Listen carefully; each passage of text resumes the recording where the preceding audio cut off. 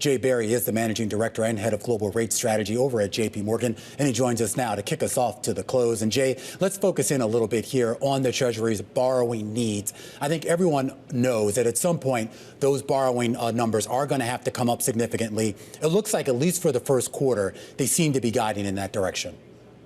Yeah, I think that's right, Romaine, and thanks for having me on this afternoon. In our baseline and the borrowing estimates we got, I think for this quarter we're not too far off from our expectations, and for the first quarter probably a little bit larger. But I think what we know is that for fiscal year 25, which has just begun, the Treasury is probably in a pretty good spot with its long-term auction sizes, but that the closer we get to August and November next year, as you sort of quoted from Ed Yardeni, there's a strong likelihood that Treasury will have to resume its increases to long-term auction sizes, probably in both a magnitude and duration. That looks just as big as we saw last summer through this spring. But in our minds, we think the Treasury is probably in a good spot for the next 9 to 12 months or so, even though these announcements for the first quarter were larger than expected. And this raises a lot of questions, though, Jay, about the trajectory of interest rates. I mean, if we just take the benchmark 10-year, which, of course, right now back at that 4.2, 4.3 level, in a time where we were expecting that number to come down because of the presumption of additional Fed rate cuts, how is this all going to balance out? If the Fed does continue to cut rates, but the Treasury's borrowing needs continues to go up, is that just going to keep us pinned in a tight range on the Treasury notes? Yeah, so I think a lot of this increase that we've had over the past month or 5 weeks or so, Romaine, has been a function of the action the Fed took last month by delivering an aggressive 50 basis point cut. I think it was a sign to markets that the Fed does not want this expansion to end prematurely, and there's a likelihood of better growth and inflation outcomes down the line, meaning less easing. And we've seen that because the terminal Fed funds rate priced into markets has risen from about 260, 270 in the middle of September to something like 350 right now. So it's certainly reflective of fewer eases coming down the line. But to your question on what it means when we intersect monetary and fiscal, in our minds, the primary driver of Treasury yields is always going to be the market's medium-term monetary policy expectations. But away from that, we do think that for a given level of policy rates, because of this 100+% debt to GDP ratio and a Treasury buyer base, which is shifting from price-sensitive or price-insensitive buyers to price-sensitive, it's just going to mean long-term rates remain more elevated for a given policy rate than we've seen over the last 15 to 20 years. So in all else equal, we really think it results in steeper yield curves as well. So, Jay, when we look at the sell-off in Treasuries right now, I mentioned how Treasuries have resumed their sell-off from, over the past month, really. Is this actual positioning for an outcome, or is there something else muddying the picture, like hedging? Yeah, so I think, Scarlett, that a lot of this has been fundamentally driven because of the shift in the Fed's reaction function, but also because the data has proven to be more resilient, both on the labor market and on the inflation side.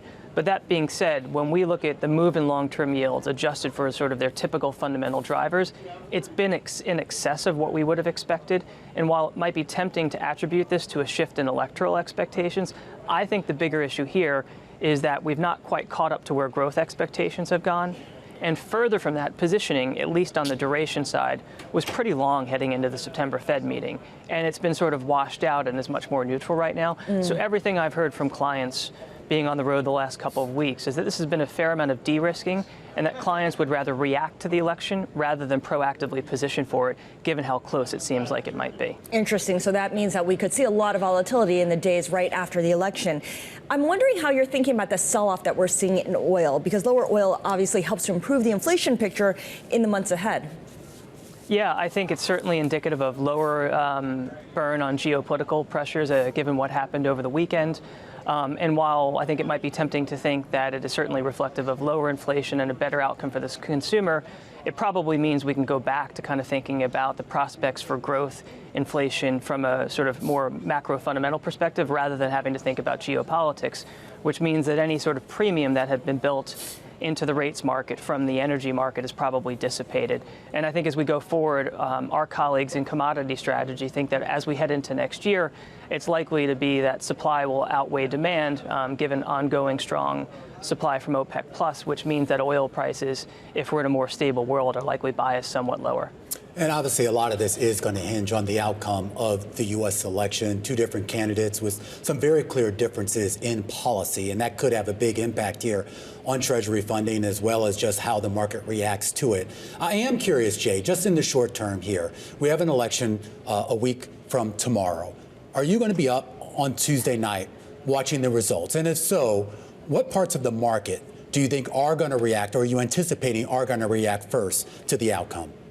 First remain, I'm definitely planning to be up late watching the results. And I think the parts of the market that I'll be watching, first, the short end of the inflation curve, because the work that we've done has indicated that if you see a divided government with a Trump victory, and that likely means more tariffs globally, that's likely to raise the price level by about 1.5%. And we've seen that through the summer as the probability of a former President Trump victory has increased. That has meant that short-term inflation expectations has risen, so I'll be watching that.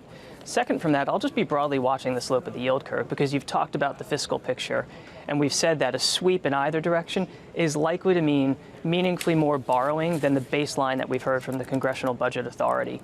And that means, given the focus on term premium and the shift in demand that we've talked about, against the backdrop of what is a pretty strong economy, likely bias is the yield curve higher and steeper, but to varying degrees, whether it's a Trump win or a Harris win in the event of a sweep. So I'll definitely be watching the front end of the inflation curve. We'll be watching the slope of the Treasury curve and the outright level of yields as well.